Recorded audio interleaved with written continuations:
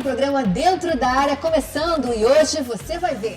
Sampaio joga mal e perde para o Criciúma no Castelão pela Série B. Pela Série D, com 2 jogadores a mais, desde o primeiro tempo, MAC vence Parnaíba no Piauí. Também pela 4ª divisão, com 2 gols de Ulisses, Cordino vence o Fluminense do Piauí e deixa a lanterna do grupo A2. E você vai ver ainda, projeto que regulamenta os esportes eletrônicos no Maranhão é aprovado pela Lema. E mais, casos de racismo nos esportes inspira a PL do deputado Zé Inácio.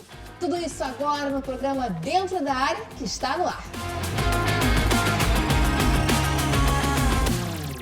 Mais um programa Dentro da Área começando e eu chamo aqui o meu parceiro jornalista Gregório Dantas. Greg, mais uma vez, prazer ter você aqui. Tudo obrigada bom? Pela parceria, obrigada pelo convite. Rapaz, sempre é um prazer estar aqui ao seu lado. Nosso programa Dentro da Área, mais uma vez, né? Mais uma vez aqui trazendo os destaques do esporte, né, Ana Tereza? Pois é, imagina, o prazer é todo meu. E ó, deixa eu logo começar o programa falando que a gente está combinando. Ih, Então, é mesmo, rosa, olha aí. rosa salmão, como é que é? Laranja, laranja? rapaz. Laranja, é laranja, laranja raiz. É. Eu não sei se eu tô daltônica, mas eu acho que é rosa. A tua é rosa. O teu é laranja. É. Mas tá quase parecendo, quase combinando, né? Tênis preto, faltou calça preta, tô de calça jeans. Tá enfim. legal. Sintonia boa. Tá legal. Sintonia, pois é, tá legal. Sintonia do programa Dentro da Área aí, os apresentadores sempre em sintonia com você aí de casa. E Greg, a gente vai começar o programa falando, né, do PL bacana do deputado Fernando Bright. Eu já fiz uma matéria, né, sobre os jogos eletrônicos aqui no Maranhão e agora esse PL foi aprovado para beneficiar os jogos eletrônicos no Maranhão. É o seguinte, de autoria do deputado Fernando Bright, né, o projeto de lei de número 94 desse ano foi aprovado pelo plenário da Assembleia na semana passada. O texto que regulamenta os esportes eletrônicos no Estado segue para a sanção governamental, ou seja, do governador Carlos Brandão, podendo potencializar um dos setores com maior potencial econômico no mundo. É isso, Verdade. Então. A indústria dos jogos eletrônicos fatura bilhões, né, ao ano, a gente já falou disso aqui. Parabéns ao deputado Fernando Bright, abraçando essa fatia aí do mercado, né, dos jogos eletrônicos, né? É verdade, olha, inclusive, Ana Tereza, eu separei algumas informações aqui interessantes, ó. Nesse momento, o Brasil é o 5º maior país no setor de games em quantidade de consumidores. É uma quantidade expressiva de pessoas, de jogadores, né, e também de profissionais, amadores, nesse mercado, né, dos games, né? São mais, Ana Tereza, de 100 milhões de brasileiros e brasileiras que são ligadas diretamente ao mundo dos games, né? No ano de 2022, o mercado de jogos eletrônicos, só para você ter uma ideia, telespectadora também do nosso programa Dentro da Área, movimentou só no Brasil 15 bilhões. Só no Brasil. Só no Brasil. 15 bilhões. bilhões de reais. Você vê como a galera muito dinheiro e é muita coisa envolvida nesse mercado tão promissor que é o mercado dos games, né, dos jogos eletrônicos. Olha, é um esporte que vem crescendo mundialmente e não podemos deixar de lado, né, o nosso estado ficar de fora dessa oportunidade imensa. Essas foram as palavras do deputado Fernando Bright, quando defendeu a aprovação desse projeto de lei aqui na Assembleia. A gente sabe que agora tem os trâmites posteriores, depois de aprovado um projeto na Assembleia, ele vai para a sanção do governador, o governador Carlos Brandão. Nós esperamos que ele aprove, né, que ele sancione a lei, que ele sancione esse projeto de lei, se transforme em lei, mas se por acaso o governador não assinar, e tem um trâmite legal, que é o seguinte, ele volta para a Assembleia e a Assembleia pode derrubar esse veto do governador ou não, e aí pode transformar esse projeto em lei. Eu acredito que vai ser uma coisa rápida e que deve acontecer e que vai ser muito salutar, né, para o nosso esporte. Com certeza, e vamos destacar, né, inclusive relembrar nessa matéria que eu fiz, eu destaquei os desenvolvedores de jogos eletrônicos aqui no estado, o pessoal que faz Lunarex, o pessoal lá da AMA, do Cássio, o pessoal que faz Unidune, jogos que já foram reconhecidos mundialmente, né, inclusive o Lunarex conta um pouquinho da história, é um jogo de mistério, você tem como cenário o Centro Histórico de São Luís, depois procura aí na internet, é bem bacana, bem legal de se jogar. O Unidune também, que foi um jogo que foi sucesso no Japão. E tá, inclusive, Greg, falar para você que está acontecendo uma competição de jogos eletrônicos. Eu recebi aqui informação do Hugo que estava na matéria que eu fiz, né? Ele diz que está acontecendo a Liga Revel de Free Fire, 24 times participantes, são mais de 100 atletas. A liga teve duração de 2 meses e meio. A final, são 8 rodadas online, tá? E a final vai ser agora no dia 22 de julho. Para quem quiser mais informações, a equipe de transmissão está fazendo transmissão ao vivo na MK Academy. Aí é só você procurar no YouTube ou no Instagram para você acompanhar um pouquinho. E são jogos online, né? O pessoal joga de casa, né? Mas pode acompanhar pelo YouTube ou pelo Instagram. Bem bacana, boa sorte. Aí a gente depois vai fazer uma matéria com o pessoal sobre essa liga de Free Fire que está acontecendo, envolvendo 24 times e mais de 100 atletas, para você ver o potencial também, como o Maranhão tem potencial para os jogos eletrônicos. Tem muita gente que investe aqui, Sim. não só na criação, mas também jogando, né? E aí, boa sorte. A gente espera que esse PL do deputado Fernando Braide seja aprovado logo pelo governador Carlos Brandão, senão vai vir aqui pela Assembleia. Ó, só para finalizar aqui, Ana Tereza, lembrando que depois da sanção, da aprovação do PL em Diário Oficial, né, publicado no Diário Oficial da União, do governo do Estado, o governo tem até 15 dias úteis para sancionar e vetar o projeto de lei. Aliás, publicado no Diário Oficial da Assembleia, o governo do Estado tem até 15 dias úteis para sancionar ou vetar. Se por acaso ele vetar, volta para a Assembleia, e aí tem aquele todo processo burocrático que eu acabei de explicar aqui, né? A Assembleia vota ou não o veto do governador. E destacando que, agora mesmo, terminando o comentário, o Maranhão tem 2 campeões mundiais de jogos eletrônicos, que é o Ficha e o Lucas Mariano, que inclusive esses 2 atletas, esses gamers, né, eles conversaram com o deputado Fernando Braide sobre como que seria feito esse projeto de lei, como seria melhor para os jogadores que são os principais interessados, né? Sim, e só para fechar, falando dessa liga que está acontecendo, que é a Liga Revo de Free Fire, eu falei que são 24 times, o Instagram é Liga_Revo, eu vou colocar aqui embaixo, depois o pessoal vai colocar aqui pra gente. Aliás, já está aparecendo aqui na sua TV, já está aparecendo. E aí, a final, são os 12 melhores times, vão jogar a grande final no dia 22 desse mês, no Pátio Norte Shopping. Recebendo aqui agora as informações. Lá no Maior Bom. Pois é, isso aí, recebendo informações aqui quentinhas para você de casa. Vamos para o intervalo e na volta a gente vai falar de um outro projeto de lei. Gente, é o seguinte, esse programa esportivo é dentro da TV Assembleia, então a gente mostra como a Assembleia Legislativa, a Casa do Povo, também faz projetos de lei para beneficiar os esportistas. A gente falou agora dos esportes eletrônicos, uma outra fatia do mercado, e tem também agora um PL que está tramitando na casa para combater racismo nos estádios. Olha só que assunto bacana. Legal. Né? Bem Vamos interessante esse PL. A gente vai para o intervalo e volta já já.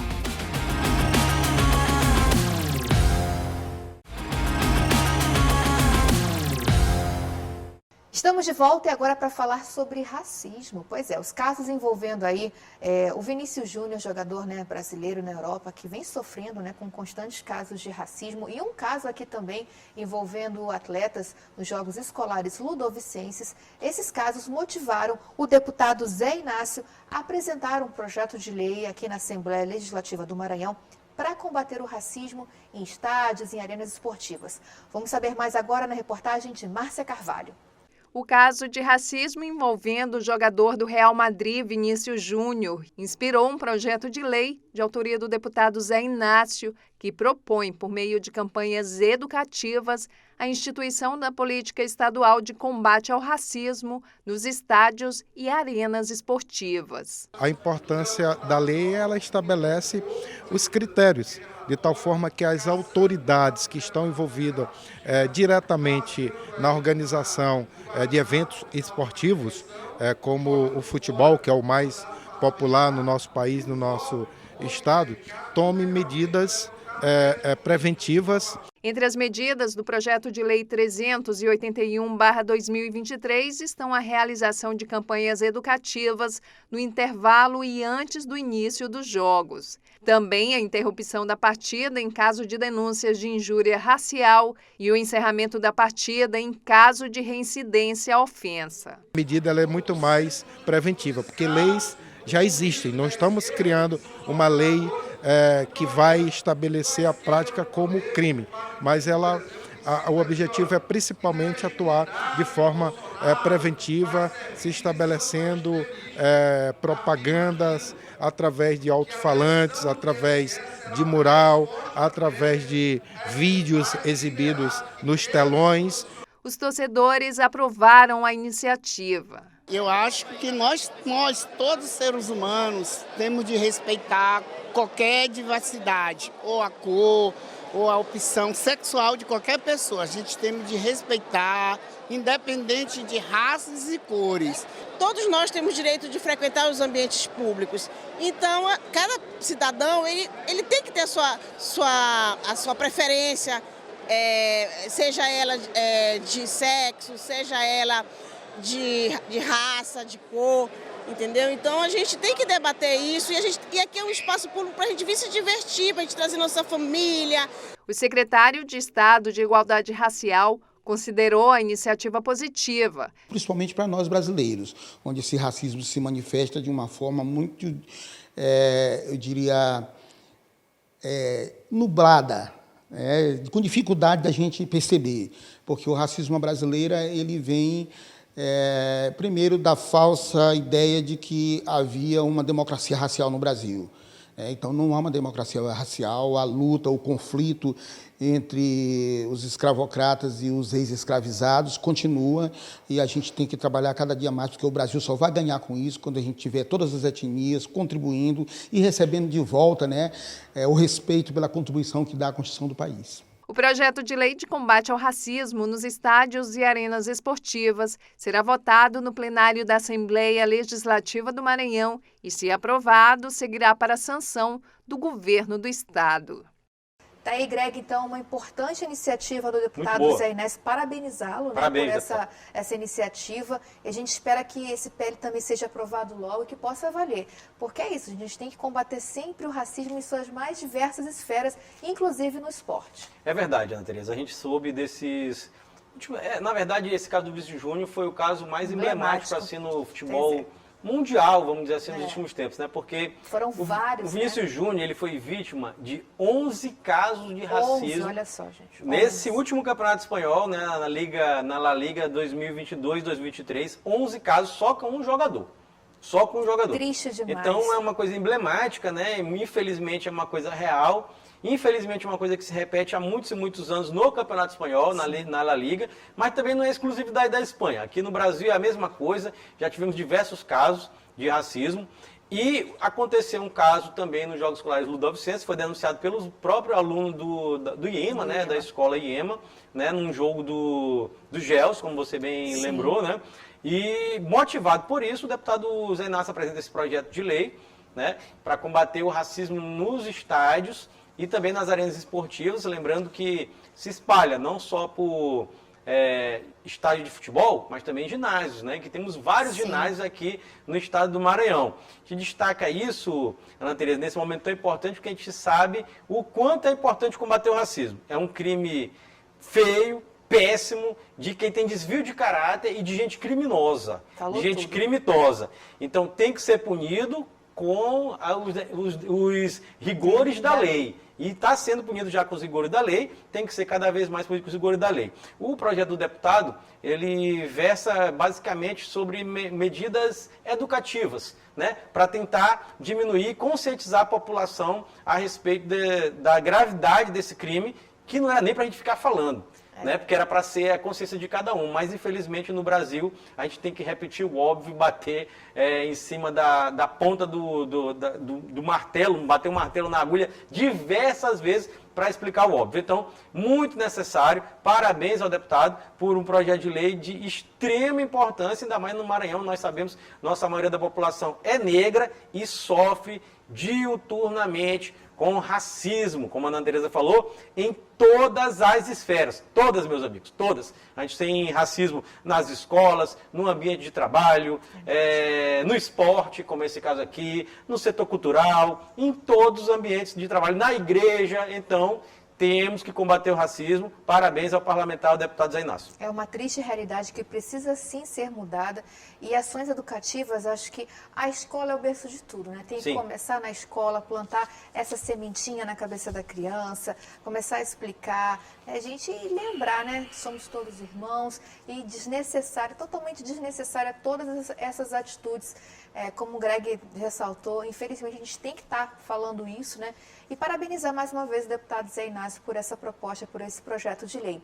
É isso, gente. A Assembleia Legislativa do Maranhão, aqui o programa Dentro da Área também mostra, né, como a Casa do Povo está a serviço da sociedade também no esporte. Nosso programa tem essa pegada esportiva, então a gente mostra o que a Assembleia está fazendo pelo esporte Exatamente. maranhense. Pois é, em várias esferas também, né? Não só na questão de combater o racismo, projetos de lei para beneficiar esportes eletrônicos, para beneficiar as mulheres, Sim. projetos sociais também, enfim, tudo isso você acompanha aqui também no Dentro da Área.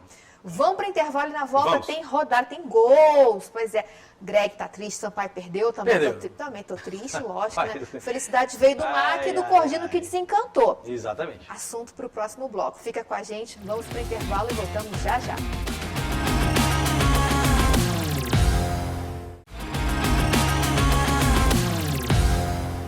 Dentro da área de volta e agora com a rodada do futebol, pois é, Mac e Cordino pela Série D e Sampaio Corrêa pela Série B. Greg, vamos começar pela Série D. Cordino, gente, desencantou. 2 gols do Ulisses, venceu o Fluminense do Piauí. Nesse sábado lá no Leandrão, né, em casa, né, a onça rugiu e mostrou serviço. Graças a Deus, aí desencantou. Verdade. O Ulisses marcou os 2 gols da vitória do Cordino, né, e com o resultado, o Cordino largou aí a lanterna, né, do grupo A2 da série D, né, deixou a lanterna, ficou com 10 pontos, está na 6ª colocação. E o Fluminense do Piauí, então, foi para a lanterna com 8 pontos. Aí, Ulisses disse após o jogo, né, entrevista, que foi o jogo da superação. Foi. Né, e eu acho que é isso mesmo, né, Greg? O jogo da superação.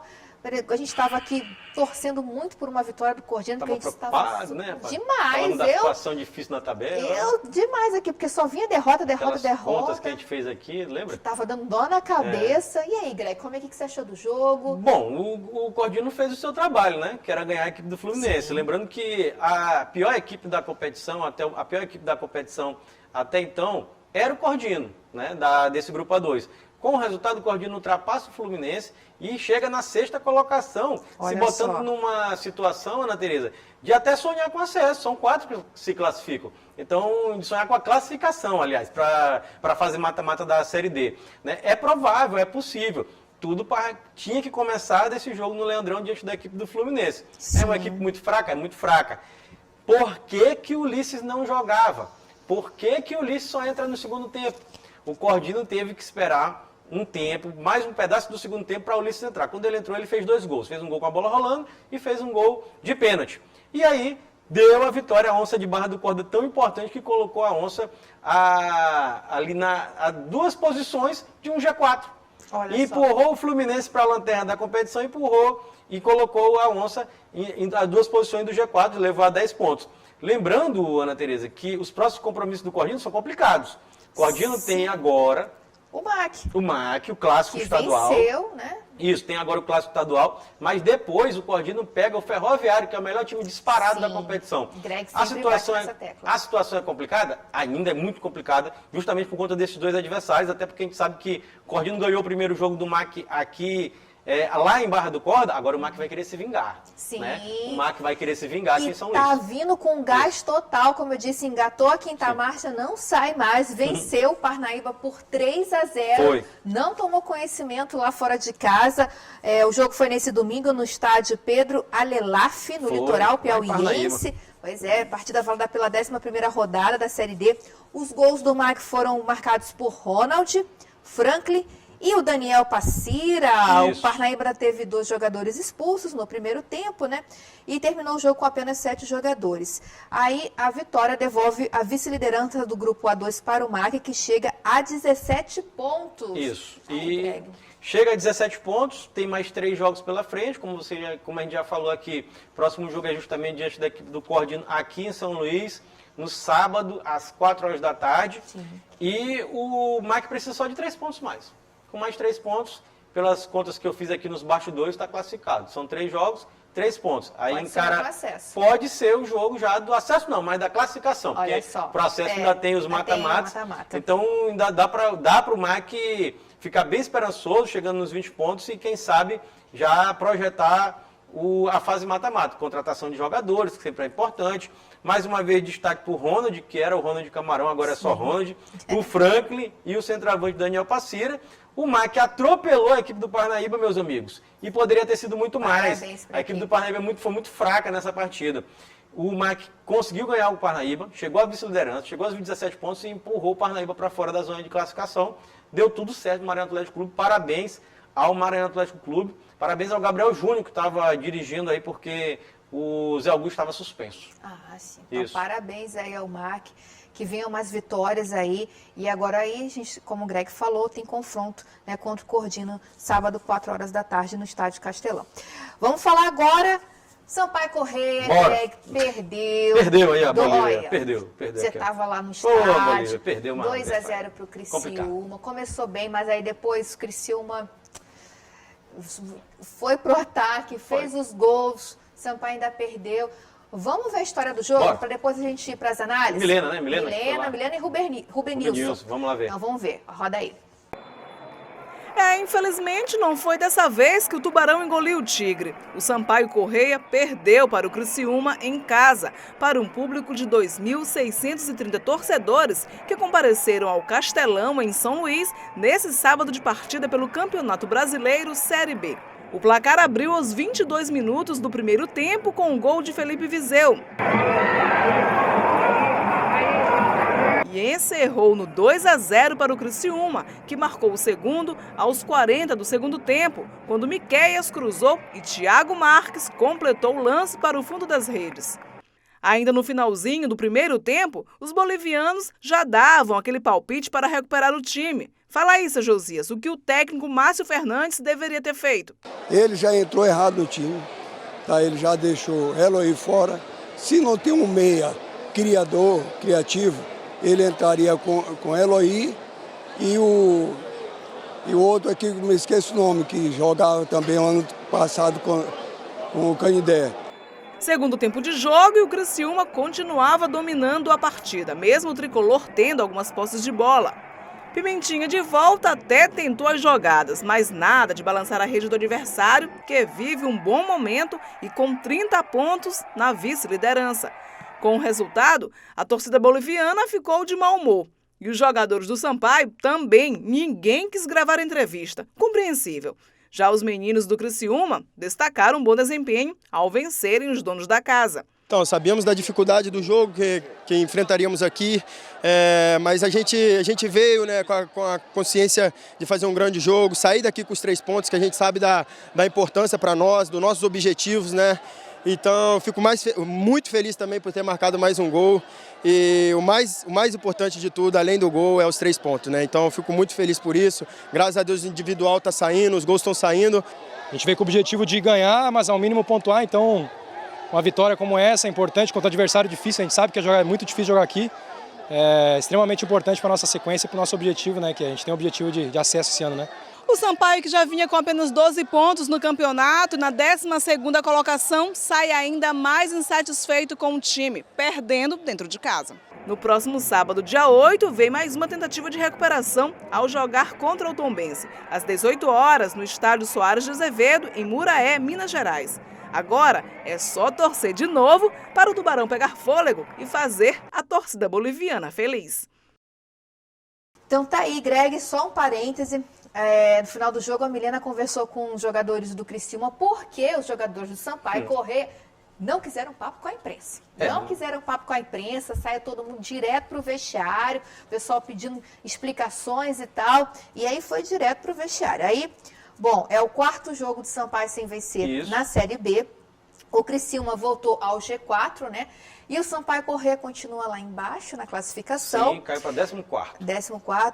E aí, como eu iniciei falando, né, Greg? O Sampaio começou pressionando, mas não estava convertendo as chances em gol. Foi. O Criciúma podia até ter feito mais, né? A gente viu que o Luiz Daniel fez uma boa defesa, sim, depois sim. teve mais um gol que perdeu, bateu, acho que foi no travessão, não me engano, foi isso. Sim. Mas aí, Greg, ó, primeira pergunta, reforços. Eu vou logo no calcanhar de Aquiles. Vamos lá. A zaga do Sampaio está pedindo socorro. Tem algumas coisas que já aconteceram, né? A gente tem que passar aqui para o nosso torcedor, torcedor do Sampaio Corrêa. Não, algumas coisas que já aconteceram a respeito de reforços, foi o primeiro que você perguntou. O Sampaio já contratou o atacante Emerson Carioca, conhecido também como Emerson Tambaba, rapaz. Olha aí. Sabe o que é Tambaba? Você conhece Tambaba? Tambaba é uma praia de João Pessoa. de Minha nudismo. mãe é paraibana, tá? Isso. Mora em João Pessoa. Pois e é. Tambaba é uma praia de João Pessoa. E ele de foi nudismo. conhecido como Emerson Tambaba porque fez uma cena onde ele quis tirar a roupa e ficar peladão, rapaz. Ê, rapaz, calma que você Tambaba. tá Aí no tu tá de Maranhão. brincadeira, Emerson Carioca. Nossa. Aí ele ganhou o apelido de Emerson Tambaba. Pois é. Pois Não, é, de- e aí... Desnecessário aqui. Não desnecessário, precisa disso. Não precisa. E aí o Emerson Carioca já está contratado, estava até com um contrato com o Botafogo da Paraíba e o Sampaio atravessou, né? Trouxe ele para a nossa equipe aqui do Maranhão. O Botafogo, para quem não sabe, joga a Série C, né? Veio para uma Série B, então melhor para ele, né? Da carreira financeiramente também. E o outro contratado também já está certo, viu, torcedor? Comemore!